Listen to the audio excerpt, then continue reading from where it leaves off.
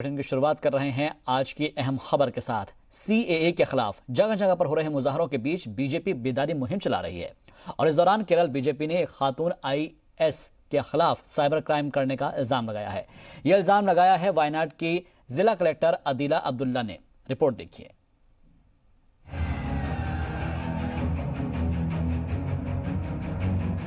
मुल्क भर में जारी सीएए की मुखालफत से परेशान बीजेपी ने इसके हक में बेदारी मुहिम चलाने का फैसला किया, लेकिन बीजेपी की हकीकत की पोल वायनाड के डीएम ने खोल कर रख दी है। खातून मुस्लिम डीएम अदीला अब्दुल्ला ने कहा कि अपनी मुहिम के दौरान बीजेपी लीडरान उनके दफ्तर आए और तस्वीरें भी खिंचवाई, लेकिन उन तस्वीरों का इस्तेमाल सोशल मीडिया पर गलत तरीके से किया गया। मुख्यधारा പാർട്ടിയുടെ ജില്ലാ സെക്രട്ടറി ആണെങ്കിൽ പ്രത്യേകിച്ചിട്ടും നമ്മൾ എല്ലാ ബഹുമാനത്തോടും കൂടി തന്നെ അവരുടെ കയ്യിൽ നിന്ന് അത് മേടിച്ചു വെക്കും. ഒരു ജില്ലാ കളക്ടർ നിലയിൽ എന്റെ കടമ കൂടിയാണ് ഞാൻ അവിടെ നിർവഹിക്കുന്നത്. അതിനെ ഏതെങ്കിലും ഗ്രൂപ്പുകളിൽ അവരുടെ കയ്യിൽ നിന്ന് ഫോട്ടോസ് വാങ്ങിച്ചിട്ട് ആരെങ്കിലും അതിനെ തെറ്റായ രീതിയിലേക്ക് പ്രചരിപ്പിക്കുന്നുണ്ടെങ്കിൽ സാമൂഹ്യ മാധ്യമങ്ങളിലൂടെ വൈറലാവുകയും രണ്ട് പക്ഷമായി തിരിഞ്ഞുകൊണ്ട് ഒരു ഭാഗം NRC അനുകൂലിക്കുന്ന ജില്ലാ കളക്ടർ എന്ന് പറഞ്ഞ് പ്രചരിപ്പിക്കുകയും മറ്റൊരു ഭാഗം NRC അനുകൂലിക്കുന്ന ജില്ലാ കളക്ടർക്കെതിരെയും എന്ന് പറഞ്ഞ ഒരു ആവശ്യമില്ലാത്ത മാനങ്ങളിലേക്ക് അതിനെ കൊണ്ടുപോവുകയും। केरल बीजेपी के खिलाफ इस मामले की आईएएस अफसर शिकायत भी करने वाली हैं। उनका कहना है कि एक जिला कलेक्टर होने के नाते मैं गुजारिश करती हूं कि उन्हें सियासी कैंपेन से दूर रखा जाए। इस दौरान सीएए और जामिया से मुतालिक भी उन्होंने आप बीती बताई। ഇന്നലെ വന്ന ഒരു ക്യാമ്പയിന്റെ ഭാഗമായിട്ട് വന്ന കുറേ റോങ് ഇൻഫർമേഷൻസ് ആണ് ഇത്. ഞാൻ ജാമ്യയിൽ പഠിച്ചിട്ടില്ല. അത് ഞാൻ ആദ്യമായിട്ട് ക്ലാരിറ്റിയിലേക്ക് വരുത്തട്ടെ. ഞാൻ ജാമ്യയിൽ പഠിച്ചിട്ടില്ല. സിവിൽ സർവീസ് പ്രിപ്പയർ ചെയ്ത ഒരു 20 ദിവസം ജാമ്യ ഹംദർദിന്റെ ഹോസ്റ്റൽ സൗകര്യം ഞാൻ ഉപയോഗിച്ചിട്ടുണ്ട്. അത് ഒഴിച്ചു കഴിഞ്ഞാൽ അവിടുത്തെ ആ രണ്ട് യൂണിവേഴ്സിറ്റികളിലേക്ക് എത്തിയിട്ട് എനിക്ക് ഒരു नए शहरियत कानून के हक में केरल बीजेपी जगह जगह पोस्टर चस्पा कर भी मुहिम चला रही है, लेकिन एक जिम्मेदार आईएएस अफसर की तस्वीर उनकी मर्जी के खिलाफ अपने मफाद में इस्तेमाल करना गैर कानूनी है। ऐसे में सवाल उठना लाजमी हो जाता है कि अगर लोग तैयार नहीं थे तो ऐसे फैसले लाने में सरकार को जल्दबाजी क्यों थी। ब्यूरो रिपोर्ट, जी मीडिया। जम्मू कश्मीर में आर्टिकल 370 हटाने के बाद लगाई गई पाबंदियों के खिलाफ आज दायर अर्जियों पर फैसला सुनाते हुए सुप्रीम कोर्ट ने कहा है कि जम्मू कश्मीर में पाबंदियों के हुक्म का जायजा करने के लिए एक कमेटी बनेगी और यह कमेटी वक्त वक्त पर पाबंदियों का जायजा करेगी। इसके साथ ही कोर्ट ने कहा है कि हुकूमत पाबंदियों पर हुक्म जारी करके इनकी जानकारी दे। कोर्ट ने यह भी कहा है कि आर्टिकल 19 में लोगों को इंटरनेट की आजादी का हक है। चलिए अब आपको बता देते हैं कि आज कोर्ट की जानिब से क्या कुछ कहा गया है। दरअसल जम्मू कश्मीर पर सुप्रीम कोर्ट ने कुछ बड़ी बातों को बताया है। इसमें कहा गया है कि इंटरनेट बुनियादी हुकूक है, जहां पर जरूरत हो वहां पर उसको बहाल किया जाना चाहिए। इंटरनेट बंद करना अदालती निगरानी के दायरे में है। जम्मू कश्मीर में सभी पाबंदियों पर एक हफ्ते में जायजा किया जाए। साथ ही इंटरनेट पर पाबंदी गैर मुअय्यना मुद्दत के लिए नहीं लगाई जा सकती है। आज़ादी और सिक्योरिटी में बैलेंस रखना बेहद ज़रूरी है, लिहाजा जो शहरी है उनकी बुनियादी जो आज़ादी है उसमें मनमानी नहीं होनी चाहिए। बैंकिंग यानी कि ई बैंकिंग और सरकारी वेबसाइट पर पाबंदी का भी जायजा हो और सरकार जम्मू कश्मीर में पाबंदी से जुड़े हुए फैसले को आम करे। कि सुप्रीम कोर्ट ने आज कश्मीर में पिछले 5 से ऊपर महीने में जो एक कम्युनिकेशन और मूवमेंट लॉकडाउन चल रहा है उसके ऊपर जस्टिस रमन्ना ने आज अपना जजमेंट प्रोनाउंस किया और उन्होंने बहुत सी बातें रखी। उसमें अहम बातें ये हैं कि उन्होंने कहा कि ये जो इंटरनेट का शटडाउन और कम्युनिकेशन शटडाउन है, ये उन्होंने कहा कि वो जो प्रिंसिपल्स हैं कॉन्स्टिट्यूशन के, डॉक्ट्रिन ऑफ प्रोपोर्शनैलिटी है, लीस्ट रिस्ट्रिक्टिव मेजर है, जिससे किसी की भी फ्रीडम्स को आप रोक सकते हैं। जब स्टेट को बैलेंस करने की जरूरत पड़ती है लिबर्टी और सिक्योरिटी को, कश्मीर में भी जब आप लिबर्टी और सिक्योरिटी को बैलेंस करेंगे तो आपको इन बातों का ध्यान रखना होगा। और उन्होंने कहा कि क्योंकि स्टेट ने कोई भी ऑर्डर्स जिससे उन्होंने टेलीकॉम को और इंटरनेट को बंद किया, 144 लगाया, लोगों की मूवमेंट को बंद किया। वो ऑर्डर सारे पब्लिश भी नहीं किए और वो कोर्ट के सामने भी नहीं रखे। उन्होंने कहा ये गलत है। ये ऑर्डर्स को पब्लिश करने का उनको एक डायरेक्टिव दिया गया है स्टेट को कि सारे ऑर्डर्स पब्लिश किए जाएंगे और फ्यूचर में भी सारे ऑर्डर्स हमेशा पब्लिश होंगे और लोग उस ऑर्डर को चैलेंज कर सकते हैं। वो ऑर्डर्स में क्या होना चाहिए, सारे मटेरियल फैक्ट्स होने चाहिए। वो ऑर्डर्स को ये बात दिखानी चाहिए कि किस कारण से फ्रीडम्स और सिविल लिबर्टीज पर रोक लगाई जा रही है। ये इस ऑर्डर में साफ स्पष्ट होना चाहिए। उन्होंने ये भी कहा कि आज की तारीख में internet freedom of speech and expression under article 19(1) का हिस्सा है।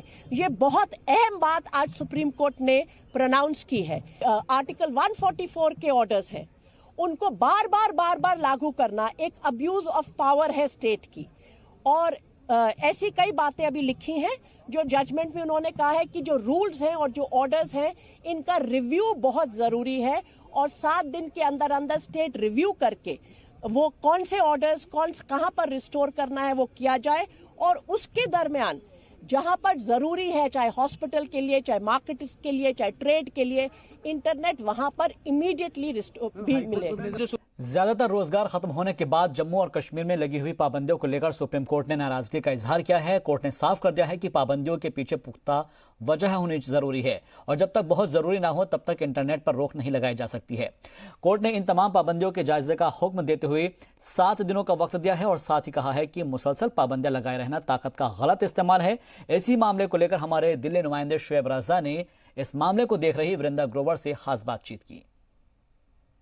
मैम, ये बताइए कि जम्मू कश्मीर के जो आवाम है वो इस फैसले को किस तरह से देखे, कितनी राहत उनके लिए है? देखिए, वो अभी इमीडिएटली तो कोई राहत उस तरह से प्रैक्टिकल टर्म्स में नहीं है, मगर इन प्रिंसिपल है कि आप किसी की भी फ्रीडम और लिबर्टीज इस तरह नहीं ले सकते।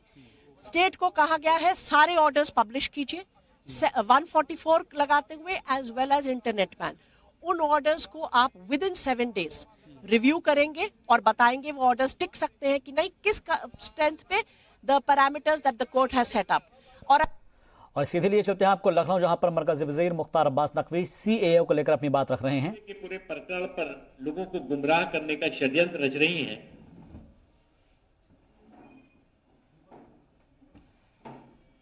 उनका केवल एक ही संकल्प है, झूठ में वो जयते, सत्य में वो जयते नहीं, झूठ में वो जयते। और उस झूठ में वो जयते का झंडा बुलंद करके वो एक वर्ग विशेष के लोगों को प्रभावित करने और उनमें भय और भ्रम का भूत खड़ा करने की कोशिश कर रहे हैं।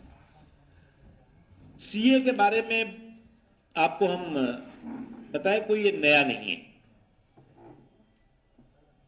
ये कानून जो ओरिजिनल CA का एक्ट है 1955 का, उसके बाद से कई बार उसमें संशोधन हुए हैं। जो अभी वर्तमान का संशोधन है वो जो पिछली लोकसभा थी उसमें जब इस पे चर्चा के लिए, इसको पास करने के लिए रखा गया था तो उस समय कांग्रेस पार्टी ने, समाजवादी पार्टी ने, बहुजन समाज पार्टी ने, कम्युनिस्ट पार्टीज ने, जितनी भी पॉलिटिकल पार्टीज हैं, एक पॉलिटिकल पार्टीज ने उस समय कहा था कि इसको सिलेक्ट कमेटी को देना चाहिए। क्योंकि मैं पार्लियामेंट्री अफेयर का काम देखता था तो उसको सिलेक्ट कमेटी को दिया जाना चाहिए। प्रधानमंत्री जी ने कहा कि अगर विपक्ष के लोग ये चाहते हैं, हालांकि हमारे तो बहुमत था, हम चाहते कि सिलेक्ट कमेटी में ना भी डालते, तब भी वो हम 2019 में ही, दिसंबर या जनवरी 2019 में ही हम पास करा लेते। लेकिन प्रधानमंत्री जी ने कहा कि नहीं, इसे विपक्ष कह रहा है तो आप सिलेक्ट कमेटी को ही दीजिए और सिलेक्ट कमेटी उस पर स्क्रूटनी करे, उस पर चर्चा करे। और हमने सरकार ने सिलेक्ट कमेटी बनाई, दोनों सदनों की सिलेक्ट कमेटी, जिसमें कि लोकसभा में की और राज्यसभा की दोनों की। और वो सेलेक्ट कमेटी ने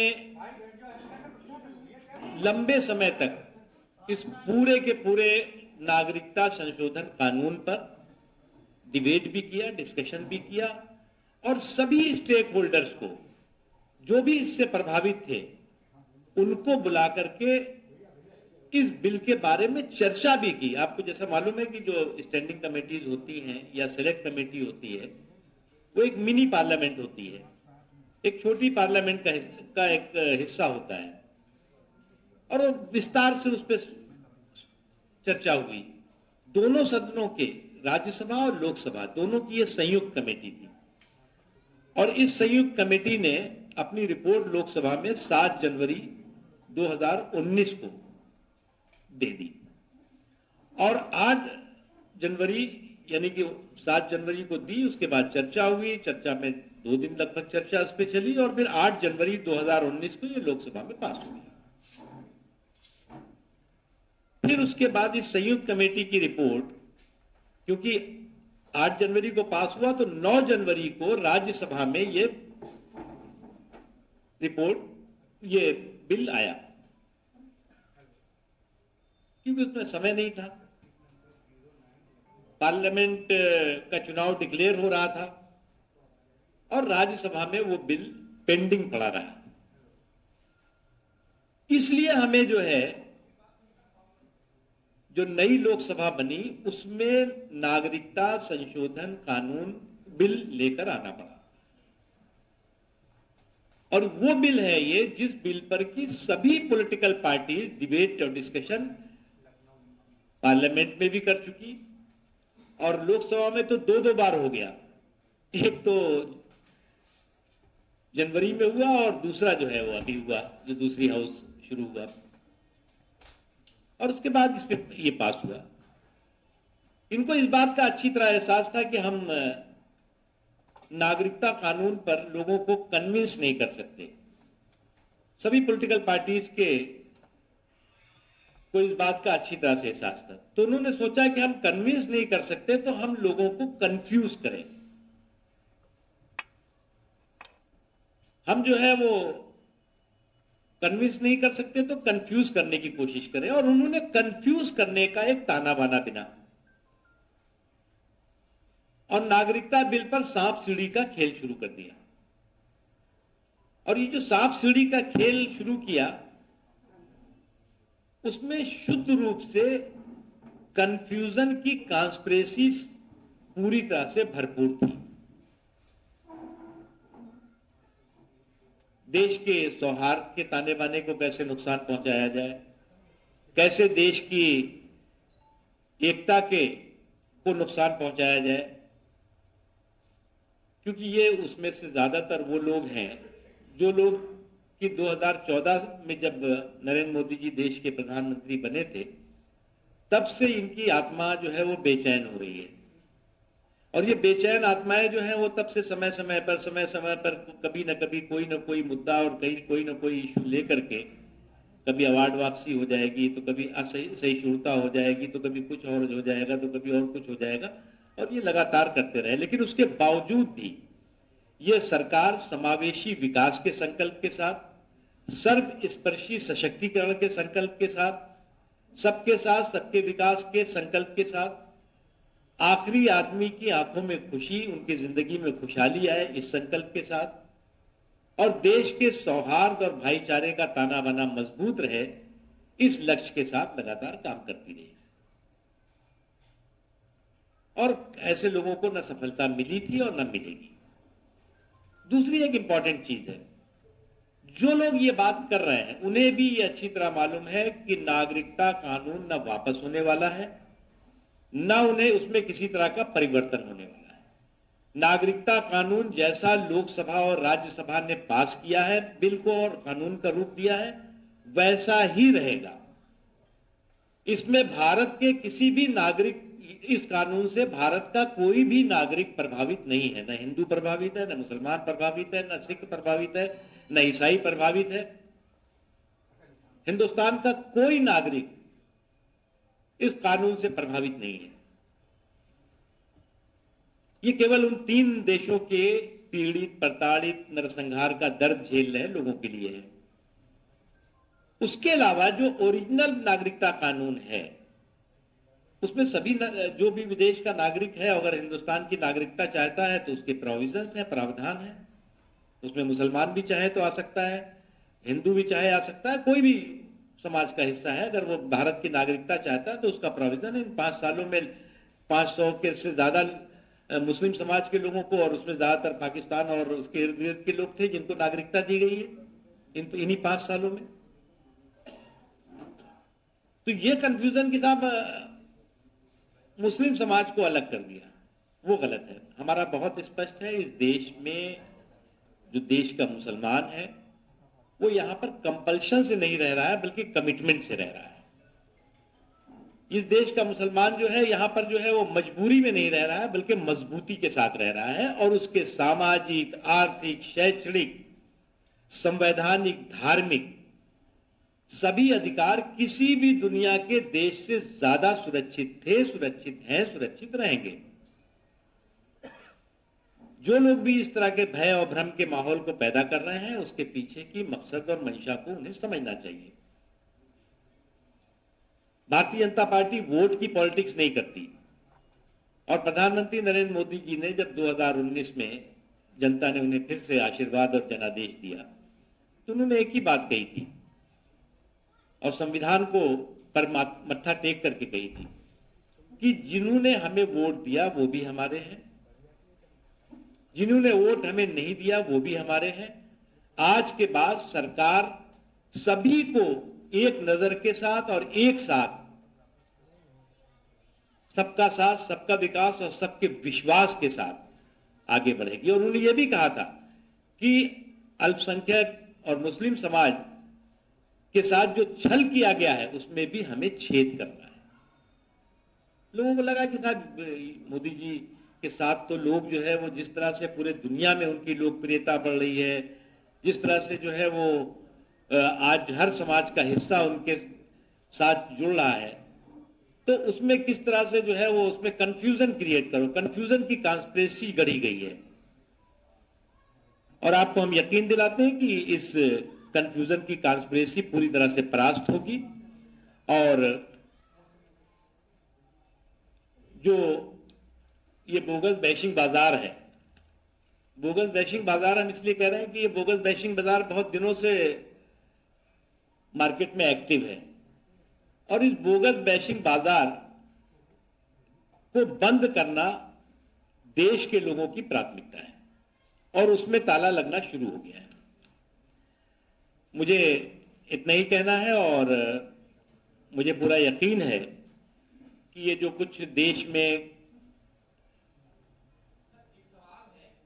में सीए को लेकर के भय और भ्रांति का भूत खड़ा किया गया है, उसके खात्मे में, ये जो बोगस बैशिंग बाजार है उसके खात्मे में, और जो सीए को लेकर के जो हॉरर शो चल रहा है उस हॉरर शो को खत्म करने में आप सबकी भी बहुत बड़ी भूमिका होगी। जी सवाल।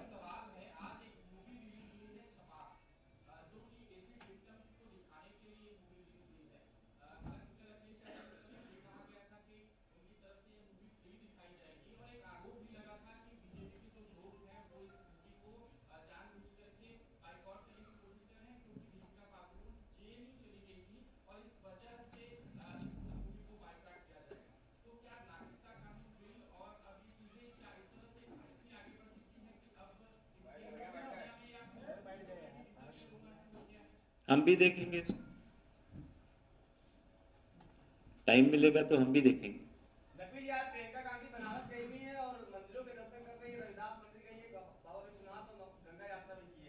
असल में कांग्रेस पार्टी और उसकी लीडरशिप की एक ही प्रॉब्लम है, उन्हें जाना होता है तीर घाट तो वो चले जाते हैं मीर घाट।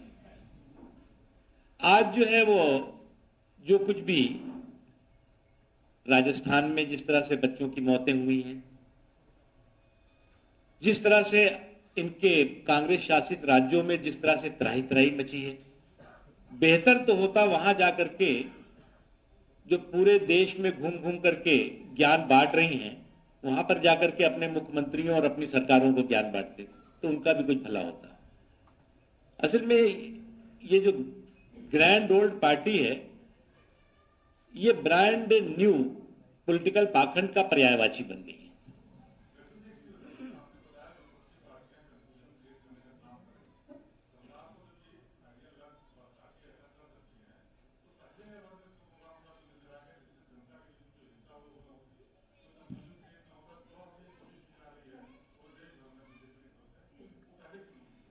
देखिए, पहली बात, एक बात आप समझिए,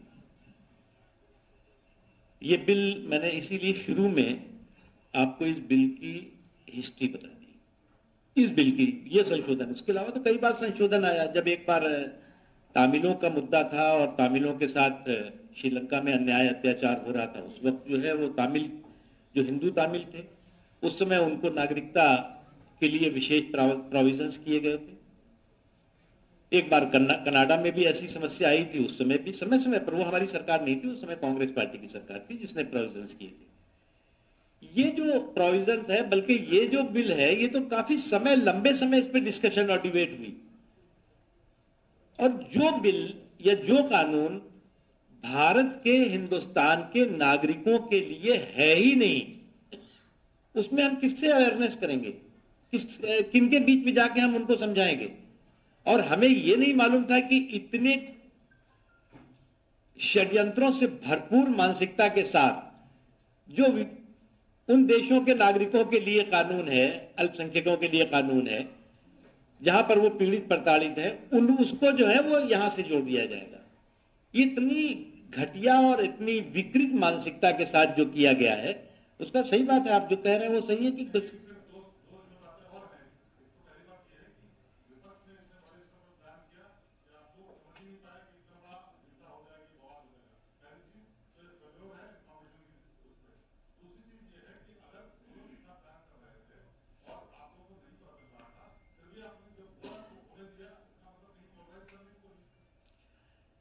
आप ये बताइए, क्या कोई भी सरकार केंद्र में खास तौर से या प्रदेश में जहां पर हमारी सरकारें हैं, या किसी भी सरकार, क्या ये अफोर्ड कर सकती है कि उनके नागरिकों में वैमनस्य हो, नागरिकों में बिखराव टकराव हो और साथ ही साथ हिंसा हो? बिल्कुल नहीं, इम्पॉसिबल। सरकार की ये कॉन्स्टिट्यूशनल रिस्पॉन्सिबिलिटी है, एक ये नैतिक धर्म है कि इस तरह की चीजें नहीं होनी चाहिए। अब जो लोग इसको अनैतिकता के साथ कर रहे हैं, उनके अनैतिक जो दिमाग है, उसमें जो फितूर चल रहा है, उसका तो पोस्टमार्टम हम लोग कर नहीं सकते भैया। इसलिए जो जिन्होंने किया है उनको उसका हिसाब किताब जनता खुद कर रही है। जी,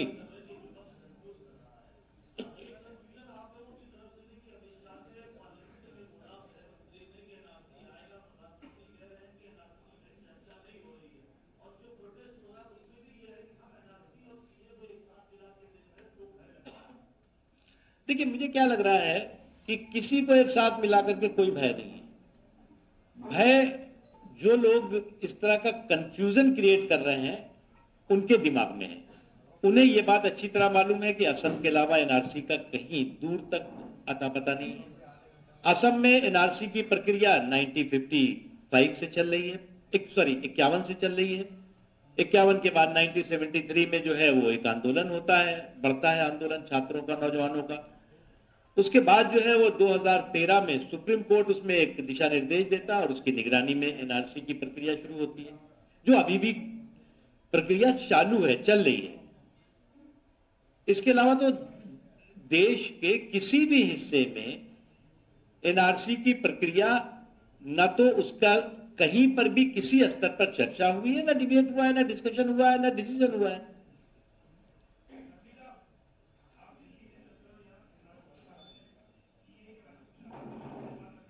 जी सर।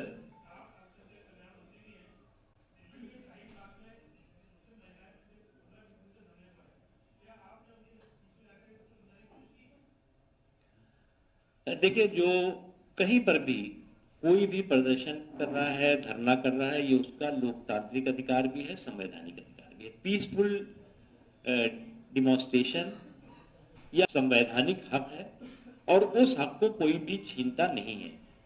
जहां तक सवाल है, अगर कहीं पर लॉ एंड ऑर्डर की सिचुएशन होती है तो जो लोकल एडमिनिस्ट्रेशन है उसको जो है वो लॉ एंड ऑर्डर की स्थिति खराब ना हो वो करता है। उसके अलावा जो आपने कहा, उनके और भी रिप्रेजेंटेटिव से हम लोगों ने समय समय पे बात की है और अभी भी की है। और साथ ही साथ हम वो जिस तरह से आप सोच रहे थे कि हम कोई इवेंट करने वहां जाएं तो हमें कोई फिल्म का अपने प्रमोशन तो करना नहीं था भैया, तो इसलिए जो है वो इवेंट हम नहीं करने गए, लेकिन हमने जरूर वहां के लोगों से बातचीत की है।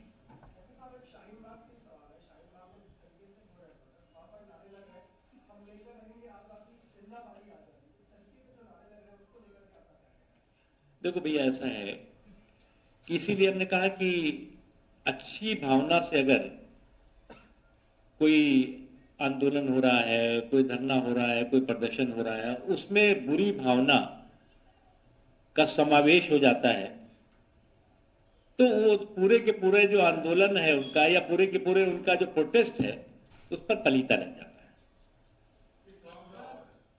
है। एक मिनट पीछे पीछे आप देंगे।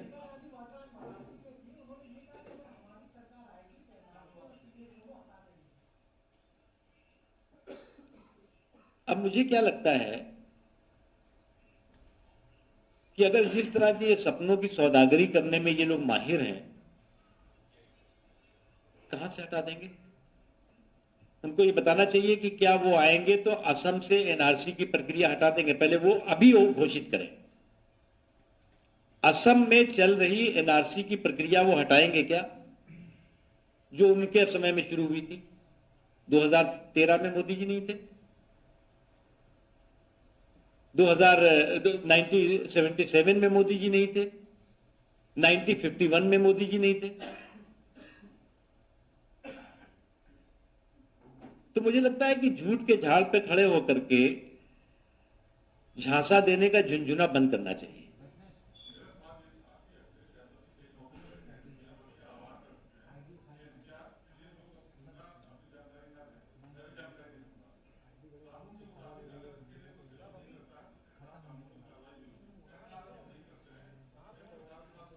अच्छा, आप ये बताइए, एनपीआर की बात करें, क्या पहली बार इस देश में हो रहा है क्या? जनगणना या मर्दन शुमारी पहली बार तो हो रही नहीं थी। 51 में हुई, फिर 61 में हुई, फिर 71 में हुई, फिर 81 में हुई, फिर 91 में हुई, फिर 2001 में हुई, फिर 11 में हुई। एक लंबी प्रक्रिया हर 10 साल के बाद होती है। अब पिछली बार जो जनगणना हुई, जिसको कि बहुत ढोल और बाजे के साथ कांग्रेस पार्टी और उस वक्त श्रीमती सोनिया गांधी जी ने इस जनगणना को डिजिटल जनगणना बताया था और कहा था कि सबके जो है वो हर नागरिक के लिए जो हम चिप बनाएंगे, रिकॉर्ड बनाएंगे, उनको कार्ड देंगे। और पहला कार्ड उन्होंने उस समय की महामहिम राष्ट्रपति प्रतिभा पाटिल जी को जाकर के दिया था। उस वक्त शायद चिदम्बरम साहब होम मिनिस्टर थे और उसमें उन्होंने, कोई बात नहीं, डिजिटल होना चाहिए। आज देश में 10 सालों के बीच में एक परिवर्तन आया है तो उसमें किसी को कोई आपत्ति नहीं है। उसके अलावा जो जनगणना है या एनआरपी जिसे कह रहे हैं आप, वो जो है वो कोई भी नागरिक, उसे किसी भी प्रमाण पत्र की जरूरत नहीं है। वो बताए अपना नाम कि मेरा नाम ए है, बी है, सी है, डी है, मेरी उम्र ये है, मेरे परिवार में ये लोग रहते हैं, मेरे इतने बच्चे हैं, मेरे इतने वो है, मेरा इतना घर है, बस खत्म कर। इसमें कहाँ कंफ्यूजन है? ये कंफ्यूजन लोग क्रिएट कर रहे हैं। जी जी सर,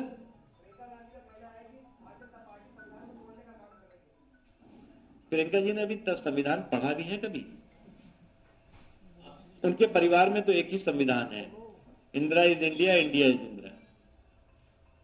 अब उसके बाद ये लोग आ गए।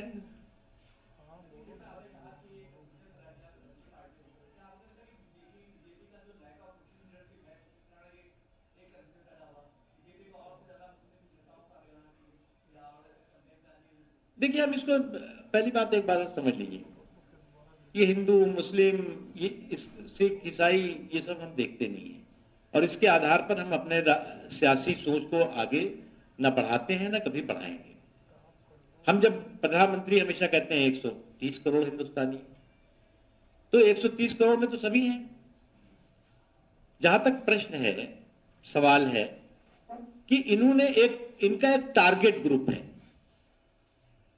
उस टारगेट ग्रुप को इन्होंने जो है वो गुमराह पहले किया, गुमराह करके उनको बेचारा बनाने की कोशिश की।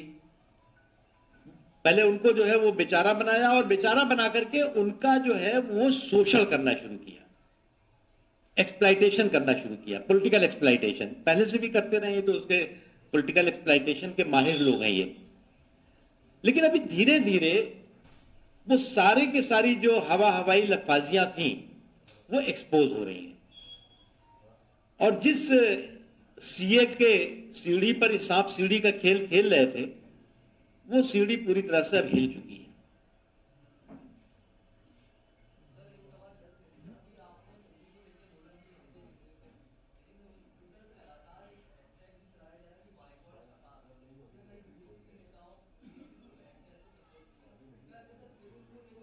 हमने तो कहा ना कि हमें भी समय मिलेगा तो हम भी देखेंगे, अब इसमें क्या विषय है। चलिए, थैंक यू।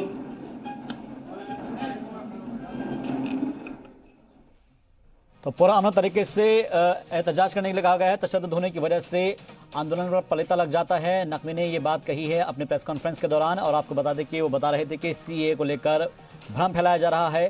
सीएए कानून जैसा पास हुआ है वैसा ही रहेगा, इसमें कोई भी तब्दीली नहीं होगी। ये बात भी उन्होंने अपनी इस प्रेस कॉन्फ्रेंस के दौरान कही, और कई सारे जो सहाफ़ी हैं उनके सवालात का जवाब भी दिए हैं सवाल को, और उन्होंने बताया है कि जिस तरीके से भ्रम फैलाया जा रहा है वो गलत है, और इसलिए इन प्रेस कॉन्फ्रेंसेस के जरिए ये बताने की कोशिश की जा रही है। और आपको एक बार फिर से लिए चलते हैं प्रेस कॉन्फ्रेंस में, जहां पर दिल्ली पुलिस की तरफ से प्रेस कॉन्फ्रेंस की जा रही है। +3 दिस +4 इस तरह से वो लोग लिखते हैं। तो हम लोगों ने ये जो वेस्टर्स रजिस्टर्स हैं ये सारे हम लोगों ने खंगाले हैं, सारे देखे हैं। ये टेक्निकल एनालिसिस वहाँ पे हम लोग कर रहे हैं कि कौन सा अंदर का आदमी है, कौन सा बाहर का आदमी है। कुछ हमारे को व्हाट्सएप ग्रुप भी मिले हैं, उसके बारे में और थोड़ा आपको डिटेल में बताऊंगा। कुछ व्हाट्सएप ग्रुप बनाए गए उसी समय, और हमें एक ऐसा ग्रुप भी मिला है जो बिल्कुल रेलेवेंट है, उसी टाइम 5:30 के आसपास बनाया है। तो ये ग्रुप बने हैं, फिर लोग इकट्ठे हुए हैं, और ये जो 7 बजे वाला था ये साबरमती में हो गया। और बिफोर द लोकल पुलिस को एक्चुअली टेक सम एक्शन, वो सारे के सारे पूरा जंगल एरिया है वहाँ पे, सब लोग निकल गए वहाँ से। अच्छा, अब जो मेन सवाल आप लोग जो हमेशा मेरे से पूछ रहे हैं पिछले 2-3 दिन से कि कितने आइडेंटिफाई हुए हैं, तो इसमें आइडेंटिफिकेशन के लिए मैं क्या चीज़ें इस्तेमाल कर रहा हूँ मैं आपको बताता हूँ। एक तो है सीसीटीवी, मुझे मिल जाती तो बहुत ही अच्छा होता, पर सीसीटीवी बड़े वो अनफॉर्चुनेट रहा। जो 3 और 4 तारीख का जो इंसिडेंट हो गया, तो उसमें वो वाईफाई बेस्ड सीसीटीवी है, वो सारे के सारे डिसेबल हो गए हैं, तो I am not able to get CCTV recordings. दूसरा तरीका मेरे पास क्या है कि मैं जो वीडियोज इतने सारे या फोटोग्राफ्स वायरल हो रहे हैं उनसे मैं कुछ मदद ले लूं, तो उन्होंने मेरी काफ़ी हेल्प की है। पर अभी तक मैंने जो 30-32 जो मेरे विटनेसेस, लोगों से मैंने बहुत बात किया, पर जो मेरे एक्चुअल विटनेसेस हैं, they have not actually recorded those videos on their phones. तो मेरे को एविडेंस के लिए प्राइमरी एविडेंस चाहिए, जो फ़ोन मिल जाए, आदमी मिल जाए और बोले कि जी ये मेरी रिकॉर्डिंग है। और जो हम लोग ने कुछ लोग आइडेंटिफाई किए हैं, वो हम लोग थोड़े वो वायरल वीडियो से और वही हमने निकाल के और लोगों से पूछताछ, लोकल इंक्वायरी, और जो स्टूडेंट्स का जो डेटाबेस है एडमिनिस्ट्रेशन का, एडमिनिस्ट्रेशन इज हेल्पिंग मी, तो उससे हम लोगों ने थोड़े से आइडेंटिफाई किए हैं। तो इसमें एक व्हाट्सएप ग्रुप जो मैं बता रहा था जिससे थोड़ी मेरे को मदद मिली है, उसका नाम है यूनिटी अगेंस्ट लेफ्ट, और इसमें भी 60 मेंबर के आसपास हैं इसमें। तो जो लोग आइडेंटिफाई हुए अभी तक, वो मैं आपको उनकी तस्वीरें भी दिखाऊंगा। एक है चुनचुन कुमार, ये एक्स स्टूडेंट है जेएनयू का, पर ये कैंपस में ही रहते हैं। एक है पंकज मिश्रा, ये माही मांडवी हॉस्टल में रहते हैं।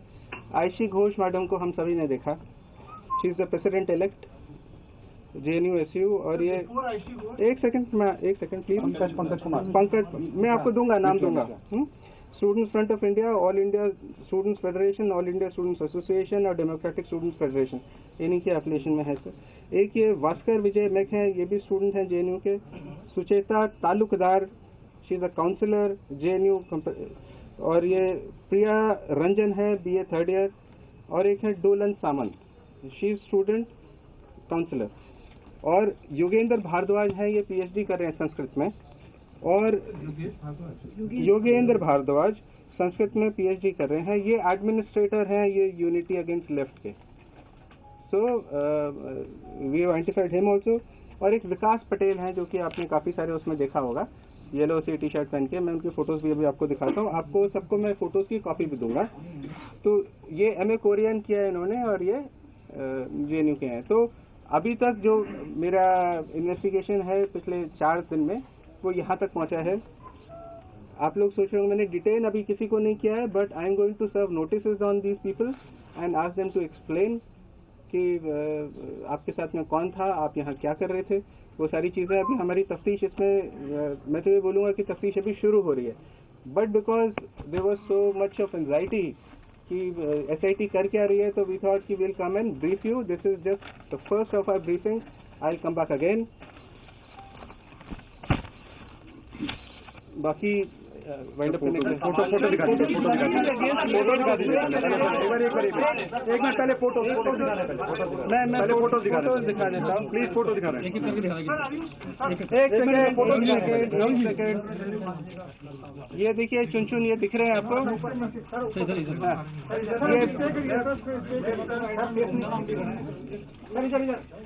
ला रहा उधर भी ला, उधर भी ला। ये पत्थर फेंकते हुए दिख रहे हैं चुन कुमार। मैं आपको इसकी शेयर कर देंगे, मैं आपको इसकी फोटो दूंगा, एक करके दिखा देता हूँ। ये है पंकज मिश्रा, अभी मैंने आपको इसके बारे में, पंकज मिश्रा। ऐसे टोटल कितने हैं? अरे रुक जाओ, पहले दिखाने दो ना।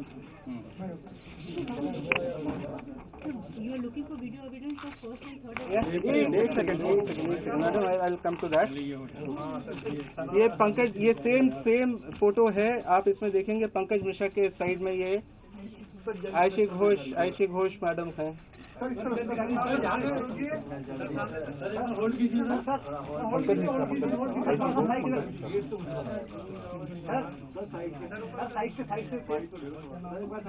थक गया, एक मिनट मैं आपको दे दूंगा ना। ये है विजय, भास्कर विजय,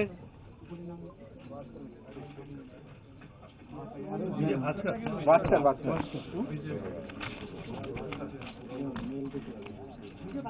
Sucheta Talukdar in a red dress, Sucheta Talukdar.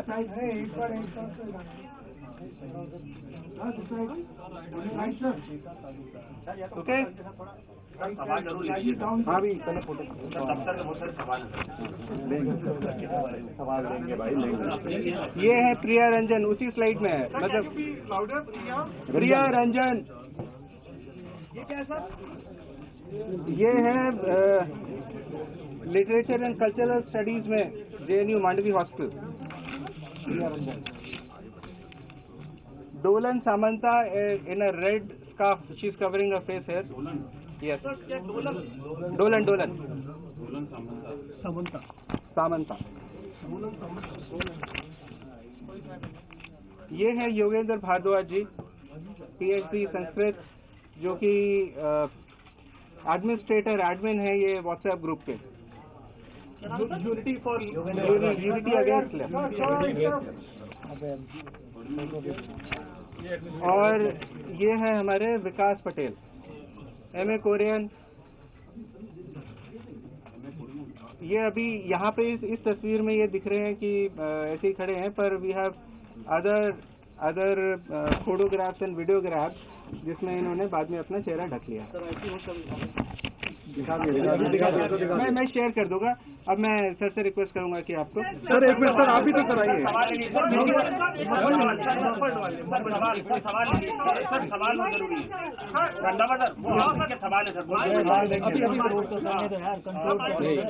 देखो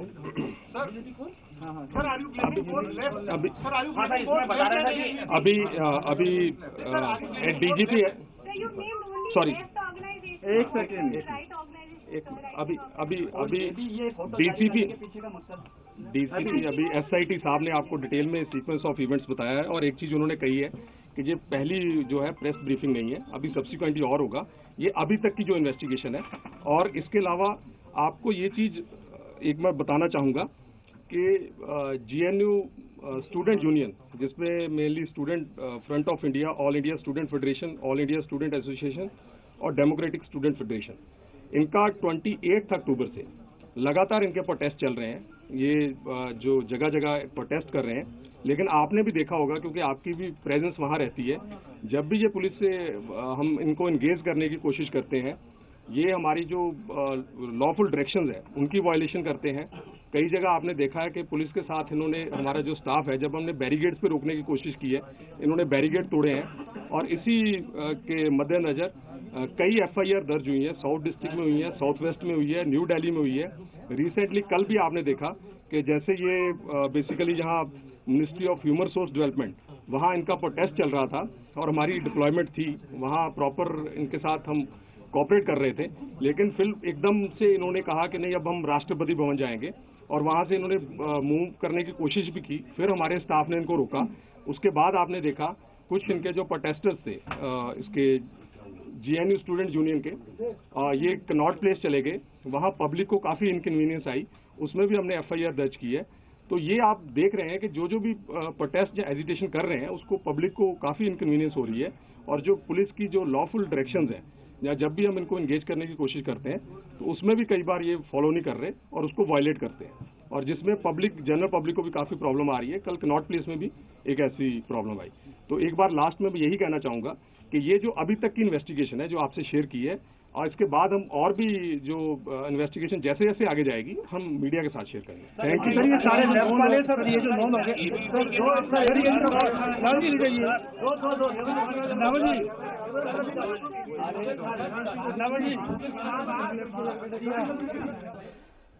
तो सुना आपने कि किस तरीके से यहां पर प्रेस कॉन्फ्रेंस हुई, और प्रेस कॉन्फ्रेंस में उन लोगों के उन चेहरों पर से नकाब उतारे गए हैं जो लोग इसमें शामिल थे। आपको बता दें कि इसके अंदर कई सारी जो फेडरेशन है उनका भी जिक्र किया गया है कि कौन कौन लोग इसके अंदर मुलव्विस थे।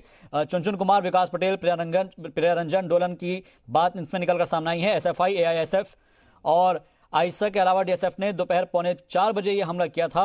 5 जनवरी को पेरियार हॉस्टल में हमला किया गया था। ये तस्वीरें भी हम आपको दिखा रहे हैं, उस दिन की तस्वीरें हैं जब ये हमला किया गया था, और उसमें कौन कौन लोग मुलव्विस थे। वो तमाम नकाबपोश जिनके चेहरे पर से नकाब उतारा है, आज दिल्ली पुलिस ने उन तमाम लोगों का, जो जिन लोगों ने यहाँ पर तशद्दुद फैलाया था और जो स्टूडेंट्स हैं उनके साथ मारपीट की थी, कुछ लोगों ने जो रजिस्ट्रेशन हो रहा है उसके अंदर भी खलल पैदा किया था, उन सभी का नाम का यहाँ पर जिक्र किया गया है। तो 8 लोगों की पहचान हो गई है, कौन कौन लोग इसमें मुलव्विस थे। बाकी की इन्वेस्टिगेशन आगे भी जारी रहेगी। जो भी फुटेज सामने आए हैं उनके आधार पर, उनके बेसिस पर ये तमाम चीजें जो है इन्वेस्टिगेशन आगे बढ़ी है। चले बढ़ते आगे। निर्भया केस के कसूरवारों को फांसी की तारीख मुकर्रर होने के बाद जहां फांसी देने का अमल शुरू हो चुका है, तो वहीं कसूरवारों की कोशिश ये है कि उन्हें मिलने वाली फांसी की सजा में और देरी हो जाए।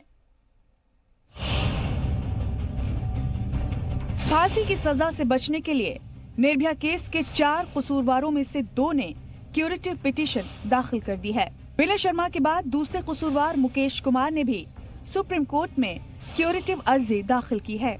इस अर्जी के जरिए फांसी की सजा को चैलेंज दिया गया है। इससे पहले कसूरवार विनय शर्मा ने डेथ वारंट पर रोक लगाने की मांग की थी। विनय शर्मा की अर्जी में कहा गया है कि कसूरवार विनय गरीब है और इसे भी सुधरने का मौका मिलना चाहिए।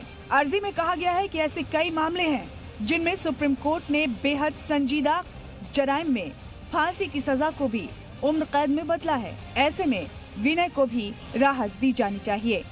पटियाला हाउस कोर्ट ने 22 जनवरी को सुबह 7 बजे के लिए डेथ वारंट जारी किया था। देखिए, न्याय पाने के लिए अभी क्या क्या हमारे ऑप्शन है। अपना फांसी की सजा ये विषय नहीं है बिल्कुल, क्योंकि जो जीवन लेता है जो जीवन देता है वही जीवन ले, मेरा ये मानना है। प्राकृतिक का सिद्धांत है, नेचुरल जस्टिस है। वहीं यूपी सरकार ने कहा है कि तिहाड़ जेल की तरफ से जल्लाद की मांग को मान लिया गया है और अब जल्लाद पवन निर्भया केस के कसूरवारों को फांसी देगा। ये बड़ी खुशी की बात है, आज देश के सभी लोग निर्भया को न्याय मिला है। तो जिस तरीके से उनकी माता की आंखों में खुशी की लहर थी, इससे लगता है कि जो भी अदालत से आदेश हुआ है उससे उनके माँ और उनके परिवार सहित पूरे देश के लोग इस दिन का इंतजार कर रहे हैं। एक एनजीओ ने दिल्ली के पटियाला हाउस कोर्ट में कसूरवारों के अंग दान को लेकर अर्जी दायर की है। अर्जी में कसूरवारों से मिलने की इजाजत मांगी गई है ताकि उन्हें अंग दान के लिए राग़िब किया जा सके। वहीं मुल्क भर के रेलवे स्टेशनों की सिक्योरिटी बढ़ाने के लिए वजारत रेल ने निर्भया फंड के तहत पहले मरहले में 250 करोड़ रुपए जारी कर दिए हैं। ब्यूरो रिपोर्ट, जी मीडिया।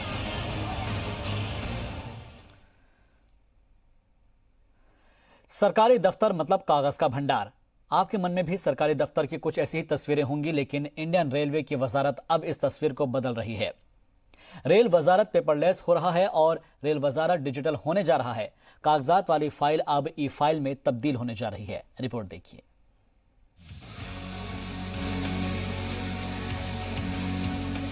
सरकारी दफ्तर का नाम सुनते ही यकीनन आपको सबसे पहले फाइल्स का ढेर नजर आता होगा, लेकिन मुल्क की वजारत रेल डिजिटल इंडिया का रोल मॉडल बनने जा रही है। यानी कि वजारत रेल का काम भी अब तेज रफ्तार से चलेगा, क्योंकि वजारत रेल को पेपरलेस बनाने के लिए मोदी सरकार का डिजिटल इंडिया मोड ऑन हो गया है। यहाँ रखे मैनुअल फाइल्स अब ई फाइल में तब्दील होंगी। 70,000 फाइलें ई ऑफिस में के प्लेटफॉर्म पे आ गई हैं और अगर हम रिसीट्स की बात करें, मतलब जो डाक हैंडल होती है, वो 2,70,000 की फिगर है।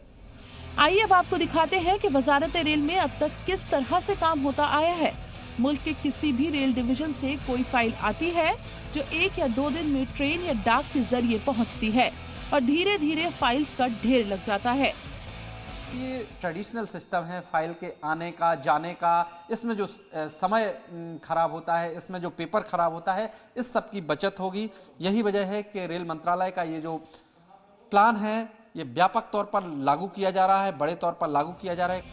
अब आप समझ पा रहे होंगे कि आखिर सरकारी दफातर में काम इतनी देरी से क्यों होते हैं। पूरा सिस्टम ही पुराने ढर्रे पर काम करता है। इसमें न सिर्फ वक्त बर्बाद होता है बल्कि पैसा भी ज्यादा खर्च होता है और कागज की बर्बादी अलग से होती है। रेलवे के सभी अफसरान को इसके लिए ट्रेनिंग दी जा रही है। रेलवे के 50,000 से ज्यादा मुलाजमीन फाइल्स के डिजिटलाइजेशन में लगे हुए हैं।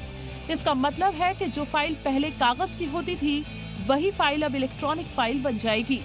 अब आपको बताते हैं कि ई ऑफिस में आखिर काम कैसे होता है। ई ऑफिस में हर अफसर का डिजिटल दस्तखत यानी ई सिग्नेचर होता है। अफसर का लॉगिन पासवर्ड जनरेट किया जाता है। ई सिग्नेचर के बाद अफसर अपने सिस्टम पर हर फाइल देख सकता है और उन पर काम भी कर सकता है। ई ऑफिस और ई फाइल सिस्टम होने से काम जल्दी हो पाएगा। इसके जरिए इंडियन रेलवे बेहतर तरीके से फाइल्स को हैंडल कर पाएगी और दफातर में फाइल्स के ढेर इकट्ठा नहीं होंगे। पहले मरहले में रेलवे ने अपने 58 इदारों में ई ऑफिस बनाया है। ये मेरा ई ऑफिस है, ये तो फिजिकल ऑफिस है। ये मेरा ई ऑफिस है। यहाँ पे ही मैं इसको खोल के जो भी फाइल होगी इसको मैं सीधा with a click of a button मैं सीधा हेडक्वार्टर में भेज सकता हूँ। वहाँ से जो भी ऑब्जेक्शन होगा वो सेम इसी रूट से फिर वापस आएगा। मोदी सरकार के इस मेगा प्लान के तहत इंडियन रेलवे पूरी तरह डिजिटल हो जाएगा।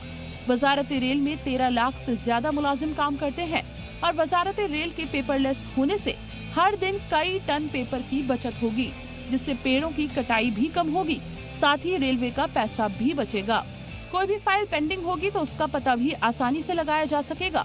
यानी कि अब रेलवे में घंटों का काम मिनटों में पूरा हो जाएगा। रेल टेल दूसरे मरहले में वजारत रेल के 39 इदारों को ई ऑफिस में बदल देगा। इंडियन रेलवे का डिजिटलाइजेशन पूरी दुनिया के सामने एक मिसाल कायम करेगा। ब्रह्म प्रकाश दुबे की रिपोर्ट, जी मीडिया।